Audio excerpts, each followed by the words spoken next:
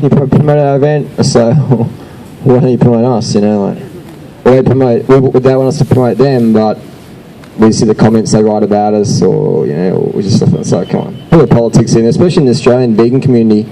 Yeah, Jeff's cool. Jeff's a lot of politics, very supportive. Unfortunately. Yeah. Even we've done it in the past. We've promoted events, made the event organisers a lot of money, and then just they just turn around and just whoosh. So we're a bit more discerning now. And that's why we have our own events. So there's politics. And YouTube's like a daily event. Yeah. Anyway. So some people say, oh, you won't promote events, you're not like really vegan then. It's like, well, we are. That's why we have our events free, and it's for 3 weeks. And we put more time and effort into events than anyone else.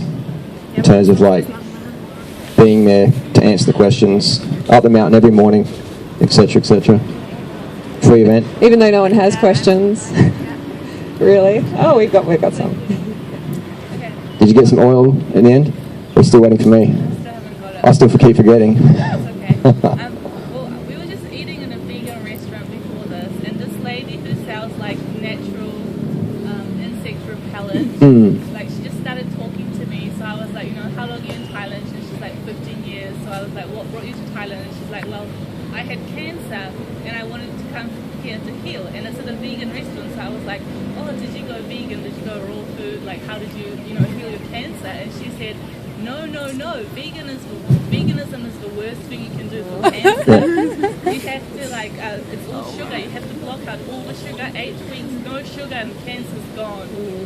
She had bone marrow cancer, so she said that you need to have all the meats to get, like, the vitamin K and the B vitamins and things from the meat. What do you have to say about that? So some people say, but she was at a vegan restaurant. Yeah. She lost or something. Well, she must be having some junk food.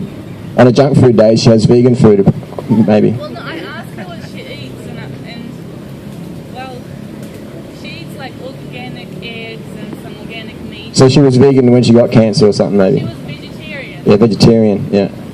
Yeah, and she said, it's okay when you're 27 and you're young, but when you're 52 and... We meet those sort of people every now and then. She's not going to last long. Yeah. What's our comment to that? She's cancer-free for 13 years now. Mm-hmm. She had chemo? No, she had no chemo. Oh, she had no chemo. Okay. In Thailand by limiting all sugar. She still occasionally eats like really good quality pineapple, but no watermelon because it's all pesticides.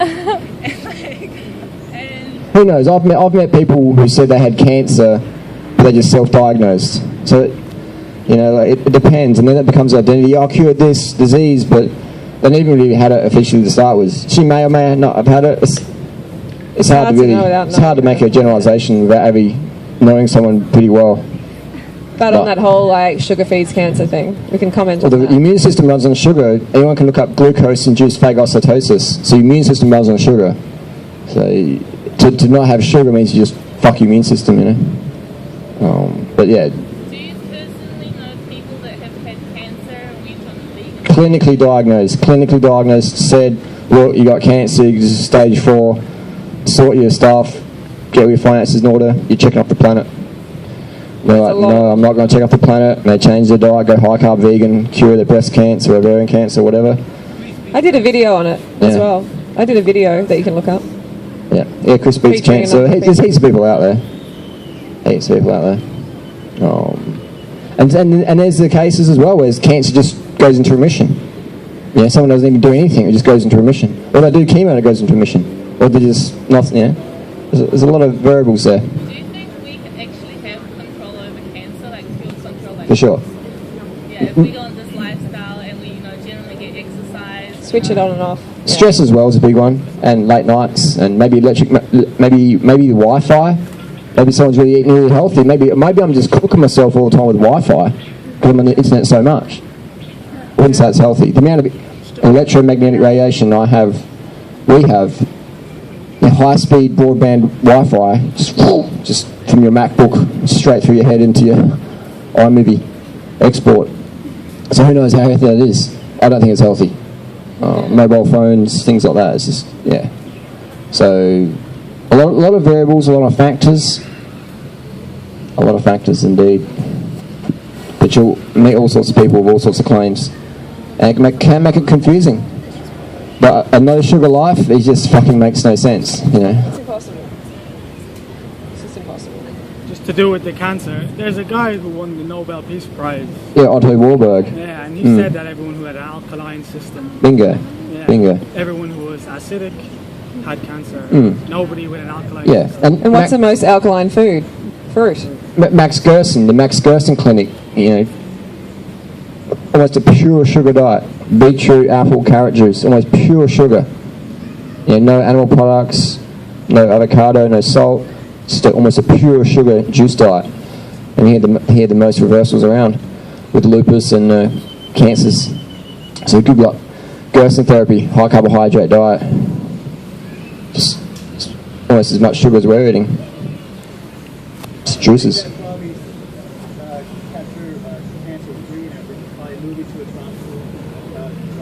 Yeah, maybe she just got rid of her toxic boyfriend, or just, you know, started getting laid more. Who knows? Yeah. Who knows? Yeah, a lot of factors there. A lot of factors. Yeah, maybe she was a smoker and she quit. She came to Thailand and quit everything. Who knows? There's a lot of variables. A lot of variables. Just like someone crashes their bike. What happened? Did they sneeze and just switch the handlebars? Did they hit some oil? Did the cat run out? A guy recently had a big crash. A guy we know from Strava had a big crash. Woke up in hospital. Didn't know how he crashed. Broken ribs. We don't know what happened, you know. He doesn't know what happened. What happened? Was it oil? Was it too much fast? Too much speed? Not paying attention? A deer ran out in front of him. Motorbike cut him off. A lot of variables. Maybe there was a mechanical failure on the bike. The fork snapped in half. So it's about being like, what's that TV show? The Detective? Columbo? You remember the Columbo detective show? It's a bit like being Columbo. Sherlock Holmes with health and fitness. But talking to someone for a few minutes, it can be very hard to, even an hour, hard to get the full story. But yeah. But Instagram's pretty cool, because you can flick back for a year through someone's diet and stuff. So it's like, I've been vegan like for so long, you flick back, bacon McCheese nuggets, you know, things like that. Or they're smoking cigarettes, you know, like. I've seen that a few times. There's one girl that blames us for her weight gain, but then you go back to her old YouTube videos and she's like eating chicken wings and ham and cheese pineapple pizzas. And smoking cigarettes. Drunk every night. And getting drunk. But she's like RawTill4. It's like, hang on, where the fuck is the ham and cheese pineapple pizza on RawTill4? Yeah, she came to the festival last year. Yeah. And then blame RawTill4 So afterwards. it's cool. Social media's pretty cool for like being a Sherlock Holmes. It's pretty cool. Hey, Mary. Hey. So there are several diets for reversing cancer, and I've read it quite often that they don't want you to eat any, like, no sugar at all, because the cancer is nourished by sugar. So how do you think does it work that you can starve the cancer by not eating carbs? Like, what's behind that? Well, the immune system takes care of the cancer. And the immune system runs on sugar, so does cancer. But if the immune system is stronger, then it overrides the cancer cells. Okay. Most cancer researchers agree that everybody has cancer in their body at all times. Cancer cells just flourishing, and the immune system keeps it in check. When someone's immune system is compromised, then the cancer cells start to grow, can form a tumour, things start to grow. So And they're working with the same premise as Candida, like the fat connection, like being too much fat in the blood, and that's trapping the sugar. So they're thinking in the same ways, you know, remove the sugar instead of the fat. Yeah. Okay. And the fat's starving the body of oxygen. And the hormones as well, like insulin growth factor 1, insulin, estrogen. Okay. Yeah, a lot of hormone-dominant cancers, testosterone, prostate cancer, things like that. So there's more to it than just sugar. It's a bit like sugar feeds cancer, sugar feeds the immune system. Okay. It's a bit like money feeds the police, and money feeds the drug dealers. Yeah. If someone says, right, we're going to take all the money from the economy out to starve off the drug dealers. It's like everything just fucking collapses. Yeah. You know? So we've got to treat the situation, we've got to treat the cause versus the symptom. Get rid of the drug dealers versus get rid of the money. So it's like treating diabetes by, you know, leaving out the sugar, but it's not the real cure, but it works. Bingo. Yeah. Temporarily. Yeah, Not even and it those. comes back. Yeah. I know so many people die from chemo. Oh, yeah. So many People people don't die from die chemo. of cancer, they die of chemo. Yeah, true. My dad ate meat every day of his life. Died prostate cancer chemo, you know? So, It's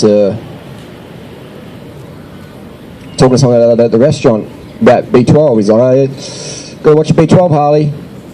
I'm like, everyone has to watch B12. Doesn't matter what you eat. You know, I've got friends who've eating steak for breakfast and they're anemic from B12 deficiency. So it's everybody has to keep an eye on it. Yeah, but I think that's the dangerous thing. So people who, try that cut the carbs thing and they're like, oh, it works. But it only works, like it doesn't really work. Mm-hmm. But, yeah. So that's like, for them it's a proof that this is the cause or something. Yeah. It's population control. Yeah. All the time.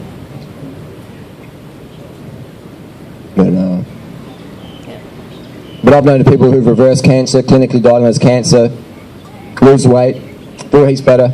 You're like terminal and then cancer. but then just go back to what they used to eating because they just couldn't handle the social disapproval. It's crazy. Who knows Victoria Botenko? Yeah, Victoria Botenko, like you talk to her, she's seen hundreds of people reverse cancer clinically. She says almost every single one just can't maintain the diet and go back to eating standard American diet. Cancer comes back, they check out the planet. It's because she's promoting 100% raw diet, which is a lot different to RawTill4. So much harder to sustain that.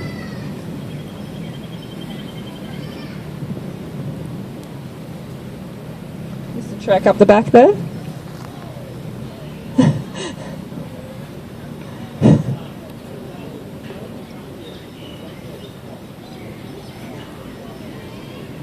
Dental health?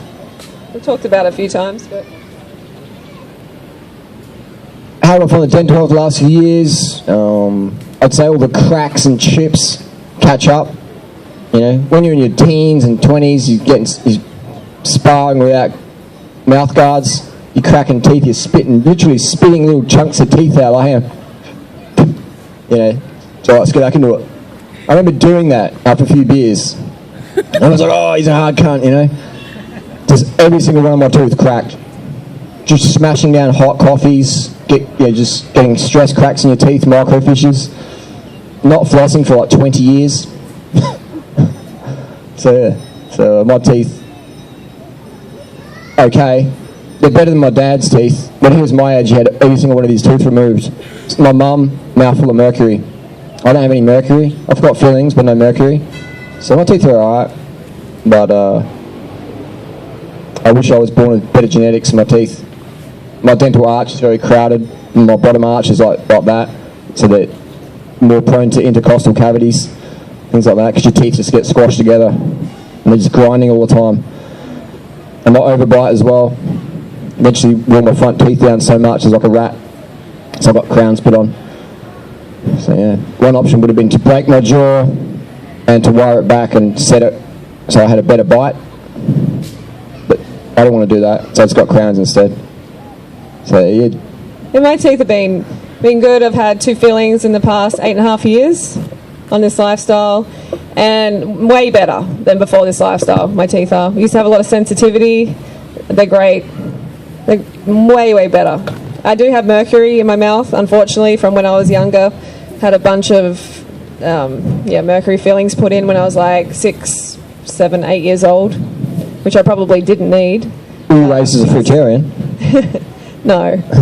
But at the time, they were just handing out the fillings. If you eat meat and dairy, how do you get a filling? Like, how would you get a cavity if you eat meat and dairy? Oh, it's amazing. I thought if you eat grass-fed dairy, Yeah, it protects your teeth. Yeah, sure. Almost 100% of the dairy in Australia is grass-fed. But like dentists, it's crazy how much money they're making. Yeah. It's important to keep hydrated. I think that's number one. Hydration. Yeah, especially if you're riding a Teeth bike. need to be bathing in saliva. Especially if you ride a bike, always be sipping, keep your mouth moist. And at night with air conditioning as well. Yeah. Talking in the office, at work.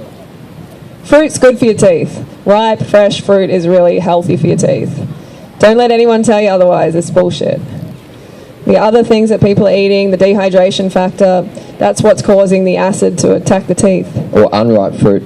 Unripe. See some fruitarians eating like these really hard, sour oranges. Oh, these are beautiful. And after a year, they're like, oh my god, I have cavities. It's like, I would too if I ate like stark citrus like that. So we recommend just brushing morning and night and flossing at night time. for sure. And if you've got any holes in your teeth, look at getting them fixed before they get too big. And occasionally using bicarb soda on your teeth. If you want them to be a little bit whiter, a lot of people want whiter teeth, and they'll go and get the bleaching strips and stuff like that, which really corrodes the enamel. You can use bicarb soda. It's pretty effective. So that's a bit of a tip. Hey. That was kind of my question. Oh. What do you use to wash your teeth daily? It's a mix of, it's like a herbal toothpaste, and it's got some bicarb soda in it. But you've got to be kind of careful with bicarb soda because it's quite corrosive, so it's good to take a break from it every couple of days. But it's good for whitening your teeth because it gets the stains off if there is any. But at the risk of eroding enamel as well. Yeah, so just be careful. White teeth is basically, that's a Hollywood thing. It's not really natural. Like, if you look at horses' teeth, who's seen a dead horse? I saw a fresh dead horse in a paddock once, and I lift open its lip, like doing an autopsy, and its teeth are like yellow and cracked and worn and stained with green, but they've got really strong teeth. It was same with a cow as well. If you see a dead cow, like lift up and have a look. It's like, the Hollywood smile, like what I've got, that's cosmetic. That's not reality. Everyone wants that though. A lot of people want that. So the teeth whitening stuff can often be very bad for teeth, so be careful with that. So what about coconut oil? Like Oil pulling. No, I just brush my teeth with coconut oil and soda. So. Oh yeah. And how do you find it? They look great. Yeah. Well, maybe that's a good tip. Coconut oil and bicarb soda. Yeah. Teeth is a funny one. So everyone's got teeth, and at some point everyone's going to have some problems with them, regardless of what they eat. Had no problem so far. Yeah, good.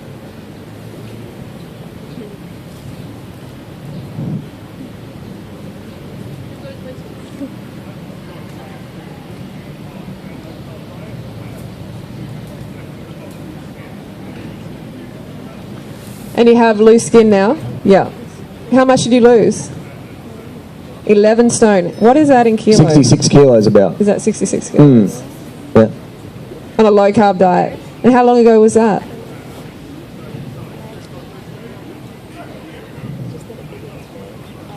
Yeah. And how's your weight been stable since then?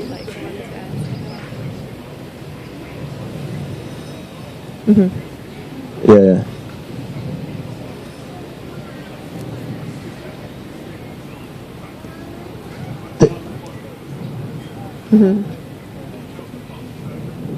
Yeah. So tips for loose skin after big weight loss. For most people, it's going to be cosmetic surgery. It's just cosmetic. If you lose it quickly, that's when the skin can't sort of keep up. If you lose it gradually over time, then generally people don't have that problem. But now you have it, it's very individual as well. I've known people who have had great results and their skin has bounced back within a couple of years. How have you found it so far?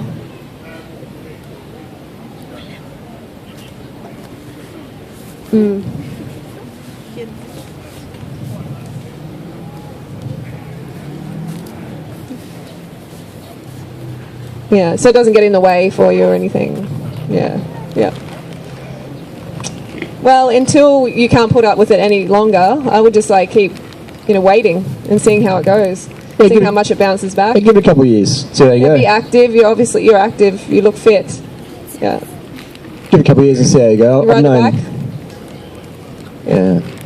I've known a few guys who've halved their body weight on this lifestyle. Yeah, Jared, Chris Randall. Those guys haven't gotten surgery yet, but they're I think Jared might be contemplating that. Yeah, I think Jared might be contemplating it. So I can just see how you go in a few years, And I think if you want to get it done, Thailand probably pretty cheap. If you hunt around, find a good surgeon who's got experience. So yeah, that's what I'd do. If I was in that situation, I'd just either leave it, or if it was bothering me cosmetically, just get it surgically removed. Easy.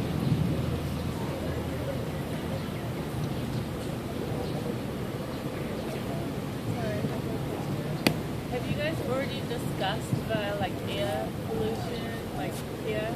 Yeah, we have. We'll discuss it again. Any sort of points on air pollution you want covered? Well, my friend here is coming here to Thailand with getting all this like fruit, but then you're riding around with a whole lot of pollution. Is that, how is that balancing out your health? Exercise is always better than no exercise. The studies have been shown that you breathe more pollution in if you sit behind the car motor in the air conditioning, because you sit behind the engine block and the aircon and stuff like that. You have more pollution than where you're riding in peak hour traffic. You can Google it up. And man, this world ain't getting any better. Pollution, mate, it's getting fucking... Like when I was living in Adelaide, I remember 10 years ago, I went to Mount Lofty. It's just beautiful blue skies. Now, every single day, smog pollution. And we live right next to the Southern Ocean, and it's almost always southerly winds. Even on the southerly wind breeze, there's just this big thing of haze, because there's more cars, and there's more motorbikes, and there's a few more cyclists, but not enough to outbalance it. So the solution is be part of the solution versus the problem.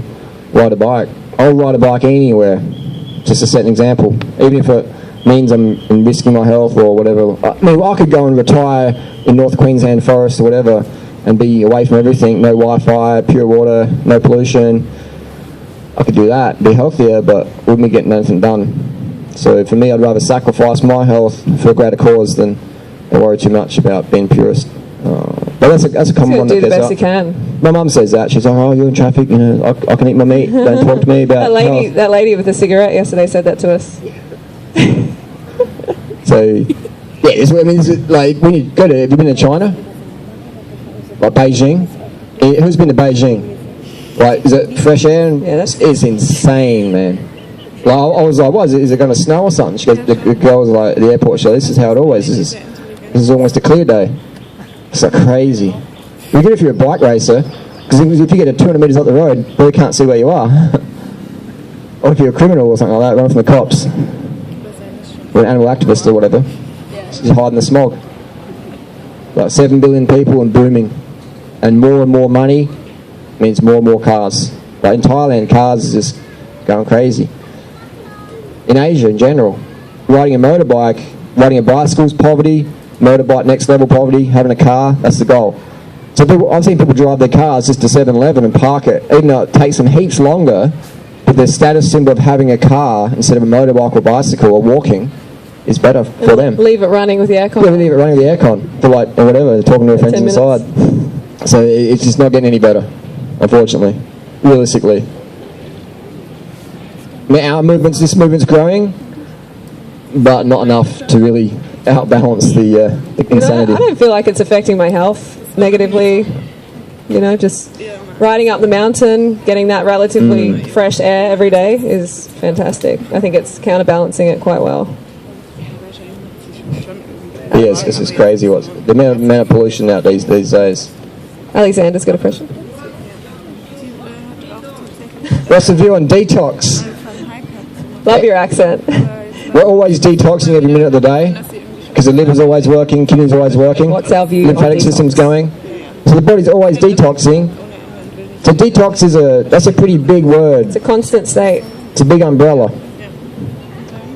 Eat right, sleep well, stay hydrated, train like a mofo, and enjoy life. But in terms of detoxing... The word's been ruined. The word so detox is really been commodified pretty heavily. We use that word to catch people in, hashtag detox or whatever, banana girl detox. But really it's a bit of a fad word. Because the body's always detoxing. So exercise is probably the best detox around. If people want to focus on something, diet and exercise for sure. Just getting that lymphatic system pumping. Tap at 33 minutes. That's a good detox. 32 minutes. 32. He's up to 32 now. Yeah, your lymphatic system's pumping that hard. It's just removing so much old junk. Nothing on the planet pumps lymphatic system more than cycling. You can see it in your face. I don't know if you notice it, but you can just see it in your face. You look clearer, the eyes are clearer. You can see that you've had a good detox after a hard effort. Next morning you look a lot fresher.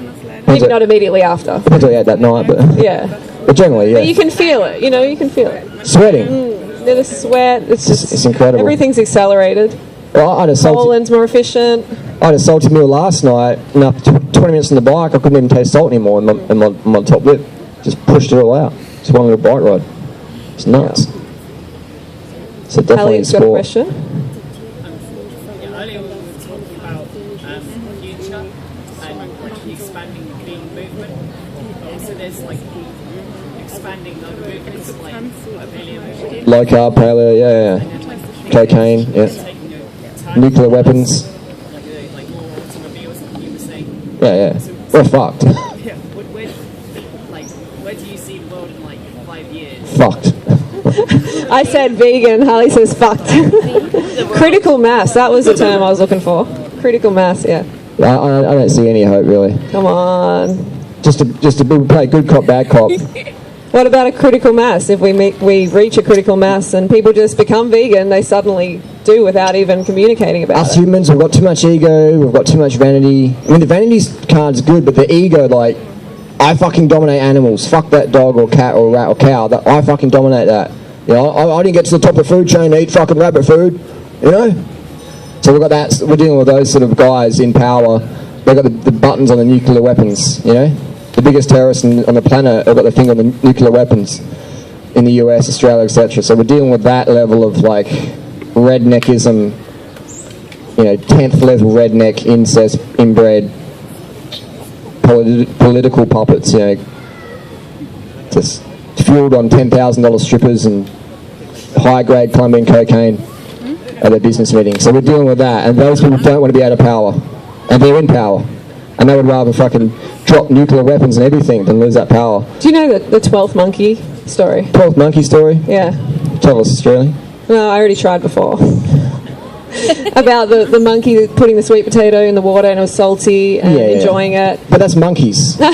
Monkeys don't have money. We're mutant monkeys. Monkeys don't have money. They don't have mirrors. They don't have that apes. Property. It's just a different. We're mutant freak apes. No, it's about with this, mental health the issues. critical mass and how it was reached without them even talking to each other. All the islands surrounding started doing the same thing. All the monkeys started doing the same thing. Yeah. It was phenomenal. Yeah, it happened. We're crashing so hard. There's so much work to be done, but we're like, how does my hair look today? There's just so much work to be done, but we're just texting on like.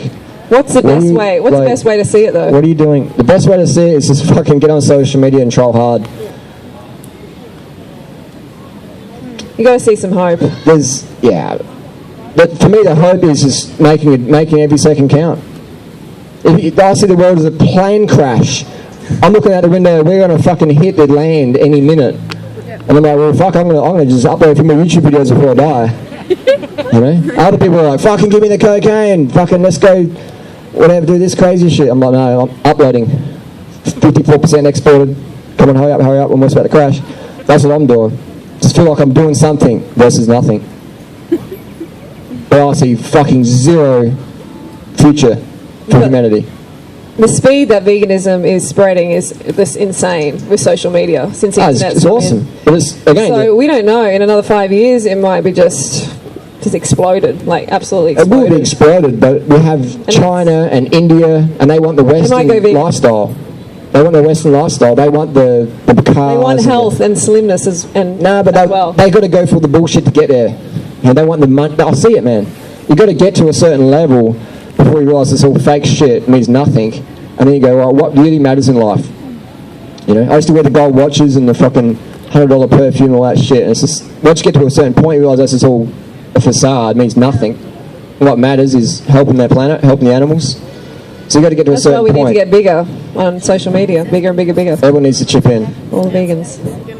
But, it's just not going to happen. There's so much politics even in the vegan movement. I mean, politics is we're just like bureaucracy and. As long as they're not eating animals. It's good, but it's just we're not going to save the planet. But we're going to fucking try. We're going to fucking go out flaming. I am anyway. We're going to save the planet. Or maybe come on, we're going to save the planet. Or maybe the best story ever. Yes, come on. We've got to be positive about it. We've got to have hope, yeah. We've got to try. Yeah. Maybe we'll say it, but the best story ever, we saved it last minute. But, maybe I travel too much with my bicycle. Maybe I just travel too much. I see too much reality. And my reality is a lot different to most because I see what's going on. I've seen it. When you travel your bike around and just see things, and there's a population counter, it's just going nuts, you know. And a friend, a guy who was telling me yesterday about how they're chopping down the rainforest up in northern Thailand for wood and cattle and all that stuff. And the reason why Bangkok got flooded last year was because they chopped down so much rainforest, and the rainfall just couldn't soak it up, and so it flooded 800 k's down the river. And melting ice caps, things like that. So just enjoy life. Fuck your parents. Fuck your boss. Do what you want to do. Because don't hang on to shit too long. Enjoy today. Enjoy today. Yeah, I think if there's a risk of people thinking there's no hope, then they're not going to put full passion into what they're doing. You know, so we need to believe that there is hope. Just do it anyway. Just do it. I agree with that, though. Do it because it's the right fucking thing to do. Appreciate every moment. Like, don't hang on to the little crap in your life. We have no time for that. Yeah, we don't need hope. We just need to do shit because it's the right thing to do. It's always the right time to do the right thing. I don't have any fucking hope for humanity, but I'm doing what I'm doing because it's the right thing to do. That's my reality. I have zero hope for humanity, but I'm doing what I do. I collect my cans or whatever, eat my vegan diet, ride my bike because I believe that's the right thing to do. I had a vasectomy because I wouldn't want to bring kids in as well in 2015, etc. But Sandra's very happy about that too. So interesting stuff. I'm glad he's not breeding.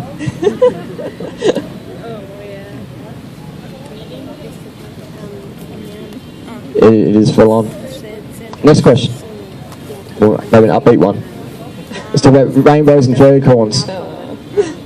Oh yeah, what was your question?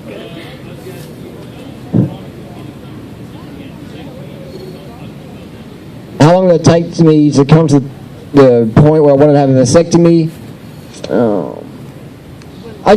As I got older and saw my friends, 18, 19, having children, and just their lifestyle just changing, their freedom is just gone. And now they have responsibility of being a parent, which is cool if that's what they want. But I saw that and I'm like, I don't want that. Yeah? I don't want that ever. And I wanted to have a vasectomy, but I was like, I'm so young, and everything's some crazy. I told my mum, she's like, I want to have grandchildren. Don't you dare have a vasectomy. I want to have grandchildren, God damn it.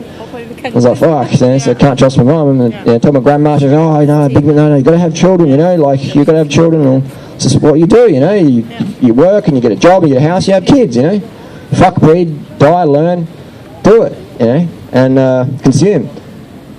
And then as I got older, I was just like more and more passionate about getting a vasectomy. And when I was 25 or 26, I got one. But I'm lucky I didn't get anyone pregnant beforehand. Very lucky.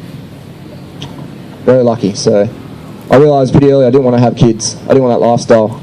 And then going to Cambodia in 2007 and spending a little bit of time in the orphanages and just seeing those kids, working all day for $1 a day and talking to one of the teachers. And I said, what future do these kids have? She's like, pretty much got no future. But we're doing what we can do, because it's all we can do. Do something. And I said, what's going to happen to them? She goes, most likely sex tourism, child prostitution, and or drug smuggling or whatever, So yeah. So I was like, fuck, if I want to have a kid, then I'll grab one of those if I want to. Or spend time there. Rather than build new problems.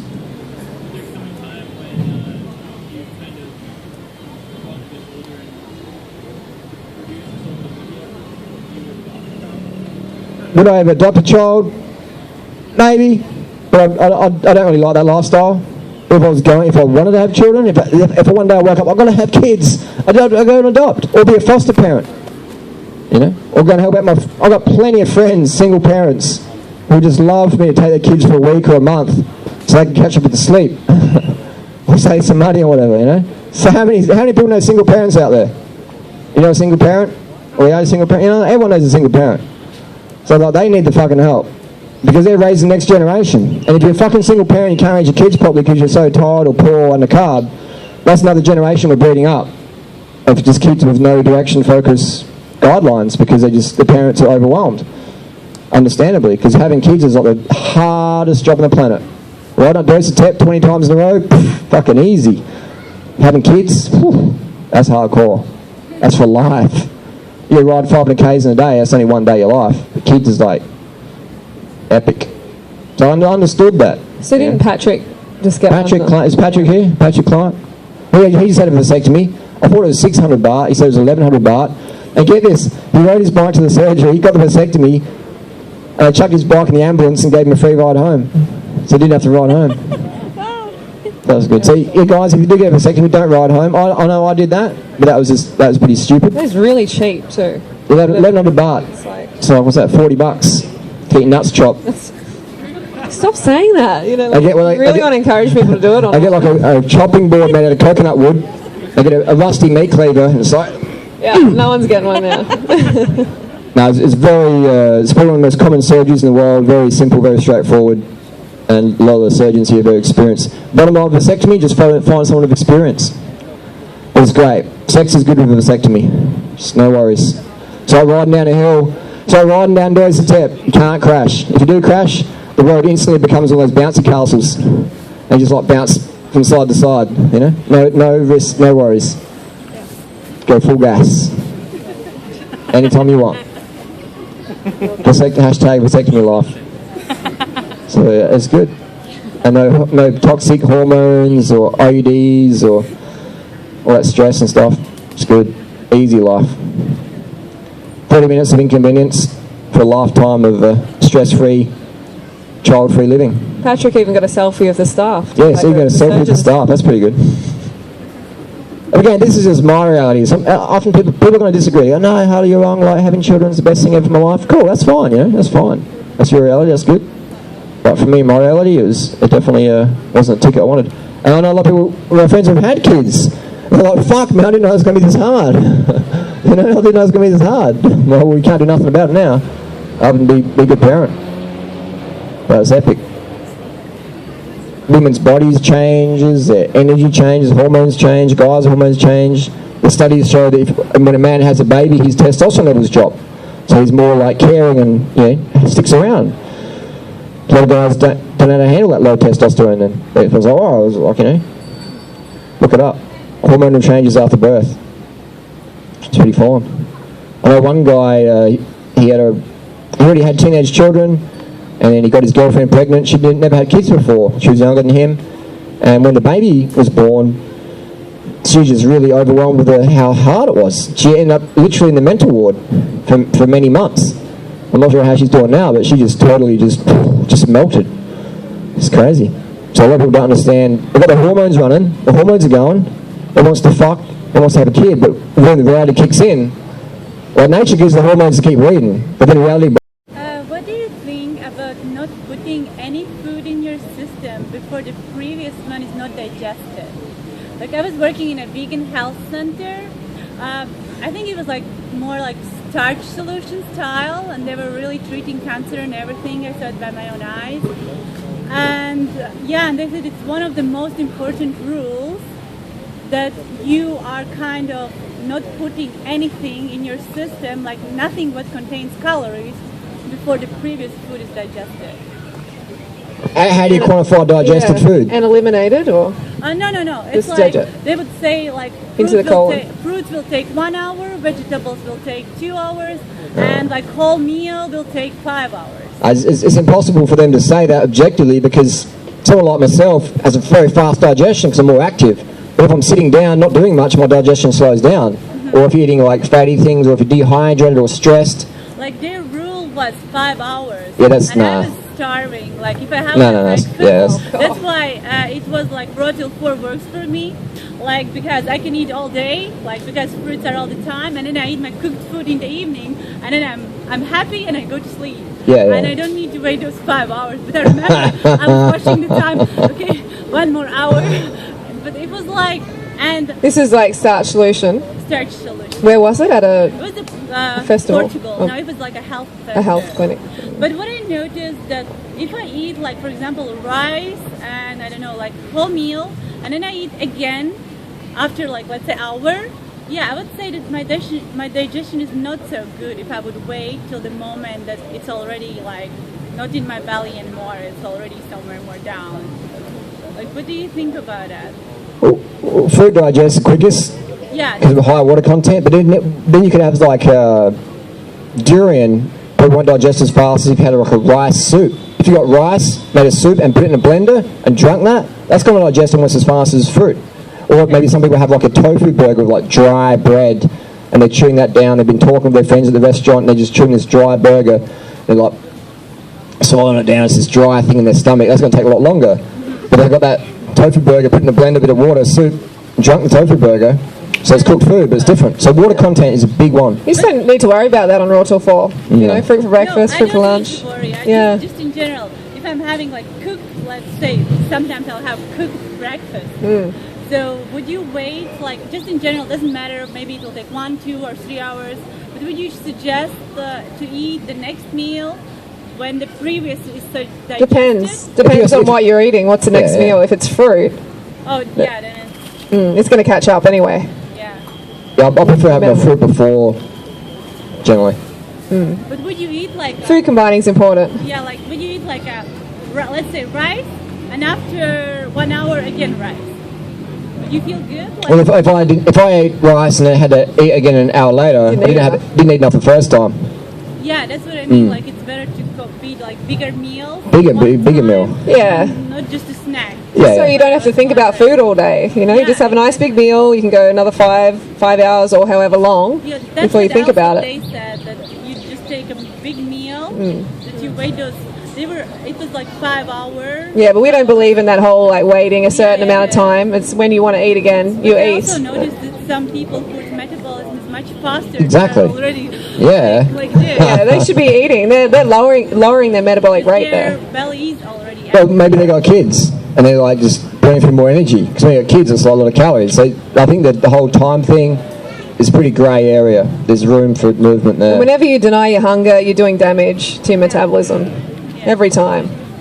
Every time you say no, I'm going to wait longer, or no, you don't deserve this much food, you're doing damage. Yeah, but you have a choice to have like more smaller meals or few. Just pack it in for a meal. Eat until you're done eating. Yeah, just aim for 1,000 calories for a meal. Like some people At are least. saying like, okay, I can understand your way of eating, but I would just do it like a little bit. Are they fit people? Not usually. Are they fit people we're talking about? No. I'm not going to take advice from them. Even in the gym, like even if they will say have your like 6 portions, like. But they're on thyroid medication. You mean the weightlifting steroids. guys and stuff? Yeah. I don't class them as fit. When you're on drugs, They're not my idea of fit. all the rules go out the window. When you're on steroids and thyroid medication, you can almost eat anything and be fucking shredded and ripped if you're taking enough thyroid medication or clenbuterol, maybe do a bit of starving and dehydration with laxatives or diuretics. So that whole bodybuilding, that's just all bullshit. They're it's all about drugs. Aesthetic. And they don't talk about that. They're like, oh, it's my little chicken thing. It's the fucking, without the drugs, there'd be nothing. So that Those could be guys are the slowest up dosey tap. yeah, that could be very confusing for the person who doesn't know the secret of bodybuilding, steroids. Very, well, the fitness models and all that stuff is crazy industry. But bottom line, just breakfast, big fruit meal, lunch, big fruit meal, dinner. Too much fear of calories. Fruit or rice. Like, everywhere we look, it's about restricting calories. Because if you Some take way. certain steroids, they just burn more fat off your body without any change in calories or exercise. But obviously you forever change your DNA if you take that stuff long enough. But yeah, so fruit breakfast, lunch, fruit for dinner, or a big rice meal or whatever.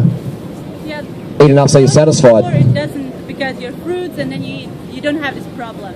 The people who are having starch solution, I noticed, like I was working in a health center, that if they wait like till they're hungry and then eat, like they're having this distance between the meals, that they really improve their immune system a little bit. Well, they're probably not eating the shit they used to eat. Now they're in the health centre eating clean, but then they're giving the times the credit versus they're just getting healthy because now they're eating good food. Yeah.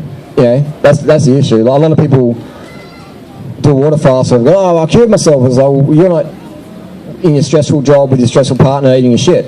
You know, so if you went back home and just ate well and removed that, you get results for life. So always remember that. Look at the long-term picture. Long-term picture. Anyone can get results in the short term, but let's do a follow-up in 5 years or 10 years. I've done the 10-year follow-ups with people now.